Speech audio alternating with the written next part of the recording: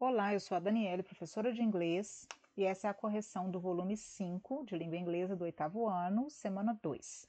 Como nos vídeos anteriores eu já havia dito, algumas pessoas me pediram para aumentar um pouquinho da letra por causa da visualização de vocês na tela do celular. Eu tentei fazer isso e aí espero ter melhorado um pouquinho. Se ainda precisar melhorar mais, vocês vão colocando nos comentários para mim que eu vou tentando ajustar para atendê-los melhor, ok? Essa, então, é a primeira página que vocês já conhecem, e eu sempre deixo as minhas dicas, que é ter o seu caderno, seu dicionário, fazer seu próprio vocabulário e não deixar de ler com atenção as orientações e os enunciados de cada questão antes de iniciar. Eu transcrevi para cá, para outra página, para ficar maior um pouquinho, então, a primeira questão, que é uma questão de tradução e resposta, tá? Então, está pedindo Translate and answer the questions. Vocês vão traduzir essa pergunta e depois vão responder. O que vocês vão observar aqui? Que as perguntas são feitas, iniciadas com o verbo to be. Significa, então, que nós vamos dar respostas curtas usando o verbo to be. A gente vai rever isso aqui daqui a pouquinho. Então, a primeira questão é: Are you interested in English? Você está interessado em inglês ou você tem interesse em inglês? Yes or no? Então, a gente não vai responder simplesmente com yes or no, para não soar mal educado, né? É uma questão de formalidade e informalidade. Então, eu vou responder de forma completa, mas uma resposta curta. Se for sim, yes, I am. Se for não, no, I'm not. Letra B. Are you organized to learn English? Você é organizado para aprender inglês? Sim ou não? Yes, I am. No, I'm not. E a letra C. Are you a good English student? Você é um bom aluno ou um bom estudante de inglês? Sim ou não? Yes, I am ou No, I'm not. Então, o que eu vou relembrar vocês aqui? Quando eu estou conversando com uma pessoa e vou fazer uma pergunta para ela, eu sou a primeira pessoa do discurso e vou estar perguntando para a segunda pessoa do discurso. Então, a pergunta é: Are you a good student? Você é a segunda pessoa do discurso. Só que esse você é quem vai me responder essa pergunta e ele vai me responder então na primeira pessoa, porque aí ele vai estar respondendo e aí a resposta vai ser Yes, I am. No, I'm not. Se eu estiver conversando com você sobre uma terceira pessoa, que pode ser ele ou ela, he, she ou it, então a minha resposta também vai ser sobre ele ou ela. Exemplo: Is she a good student? Ela é uma boa aluna? Yes, she is. No, she's not. Ou she isn't. Ou she is not. E se eu estou perguntando para você sobre mim mesma, eu quero saber a sua opinião sobre mim, a pergunta vai ser: Am I a good student? Eu sou uma boa aluna? E aí você vai responder sobre mim. Então você vai usar você. Yes, you are. No, you are not. Ou you aren't. Questão 2. How do you learn better English? Como você aprende melhor o inglês? Aí é uma questão que você vai responder pessoalmente. Cada um vai colocar a sua resposta. Pode dar um tiquezinho se for positiva e um xizinho se for negativa, tá? Então, como você aprende melhor inglês? Sozinho, alone, em grupo, in conversation classes, em conversações em sala de aula, out of school, fora da escola, in special course, no curso especial de línguas. When I read the words, quando você lê, aí está eu, né? Quando eu leio palavras em inglês. When I write the words, quando eu escrevo palavras em inglês. Ou, por último, through films and songs, ou através de filmes e músicas. Então, cada um aí vai colocar qual é a forma que você melhor aprende inglês. Pode ser mais de uma, tá? Unscramble the sentences. Unscramble significa desembaralhar. Então, nós vamos desembaralhar essas palavras aí, que estão fora de ordem, para formar uma frase, tá? Então, o que eu tenho que lembrar sobre a posição das palavras em uma frase em inglês? eu tenho primeiro, se a frase for, né, afirmativa ou negativa, eu tenho primeiro o sujeito, depois eu tenho o verbo.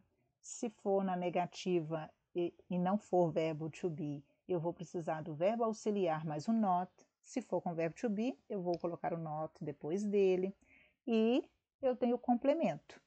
Então, observando essa sequência básica aí de palavras, fica fácil para eu encontrar qual é a sequência e onde eu vou encaixar essas palavrinhas. E aí, a primeira frase, eu tenho essas palavras. I need study English because is too important e very. Vocês viram no texto da semana anterior sobre a importância do inglês no dia a dia da nossa vida. Então fica fácil de a gente colocar e encaixar aqui cada palavrinha. Então fica assim. I need to study English because it's very important. Eu preciso estudar inglês porque é muito importante. Letra B, eu tenho speaks, everybody e English. 3 palavrinhas só. Então, a minha frase pode ficar assim. Everybody speaks English. Todo mundo fala inglês. Have to English, learn e I. Então, eu tenho aí também uma sequência de palavras que pode ficar assim. I have to learn English. Eu tenho que aprender inglês. Letra D. In the world, English most important because is the language. Então, se eu for desembaralhar aí, because English is the most important language in the world. Número 4, translate, traduza. Então, agora nós vamos fazer um exercício de tradução para melhorar e memorizar palavras novas. English as an international language. Facinho, né? Inglês como uma língua internacional. Lembrando que eu tenho aí esse S, que significa como, né? Eu estou dando um exemplo aí. Letra B, I don't speak English. Também facinho, bem tranquila. Eu não falo inglês. Letra C, do you really need English in your life? Você realmente precisa do inglês na sua vida? É uma pergunta. Então, eu vou lembrar que lá no inglês, tá vendo? Eu tenho o verbo auxiliar do para me indicar que eu estou fazendo uma pergunta e ele não é traduzido na frase. Letra D, Mother, Father, I want to learn English. Mãe, pai, eu quero aprender inglês. Lembrando que esse mãe e pai aí estão depois de vírgula porque eles são vocativo, a pessoa está falando com eles. I'm going to study English. Eu vou aprender inglês. Eu tenho aí uma estrutura de be going to para indicar futuro. Então vamos rever aqui o que a gente aprendeu com essas atividades. Auxiliar verb, main verb. Então eu tenho verbo auxiliar e verbo principal. Então nós vamos observar aí cada uma dessas questões que a gente acabou de responder e vamos ver que a gente tem perguntas com o verbo auxiliar e temos também o verbo principal que é usado nas frases afirmativas e nas perguntas e negativas também. Exemplo, na letra B, olha a negativa aí. Don't speak. Então, eu tenho o don't, o do, que é o verbo auxiliar, mais o not, de negação, e o speak, que é o verbo principal. Outra pergunta, do, olha lá na letra C. Do you really need English in your life?